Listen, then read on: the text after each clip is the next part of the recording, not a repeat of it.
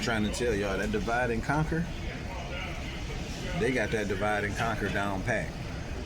Because I'll be trying to figure out why so many people, Mexican people, on my posts saying racist things about me like they're racist against black people. And I'm like, huh? What? But then I talked to a friend and they were like, you know what? If you really think about it, they pit us against each other. You know, they tell all the Mexican people that black people are here to take your jobs, and they pit us against each other by saying, you know, you Mexicans are harder workers than the lazy black people, and the lazy black people are, you know, they're lazy, but they're trying to take you guys' jobs. So then that like pits us against each other somehow. I don't know how, but it's weird. And then, you know, of course I get racist white people on my posts as well, you know, calling me different names or calling my wife different names, mud, shark, dirt, dolphin, and all this weird crap. And I'm just like, really?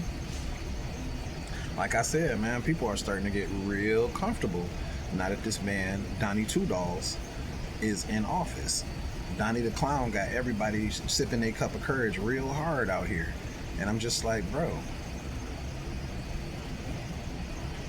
this is not the way. This is not the way, not at all. You know, and another thing I wanted to touch on for one of the people in the comments that was talking trash, please do not get it twisted. Being a poor white man is not the same as being a black man.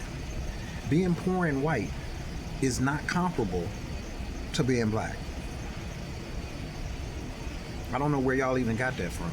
Being poor and white is the same as being black. No, because white privilege still is enjoyed by even broke white people.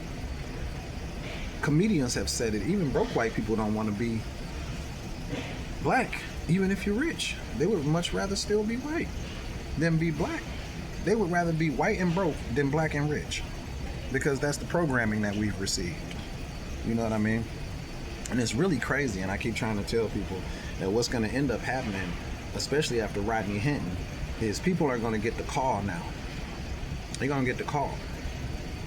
And it's not going to make sense at first, because it doesn't make sense now. It never really had made sense, but now it's going to start to make some kind of crazy sense.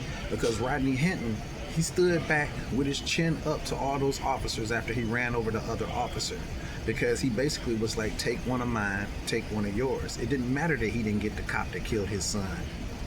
He got a cop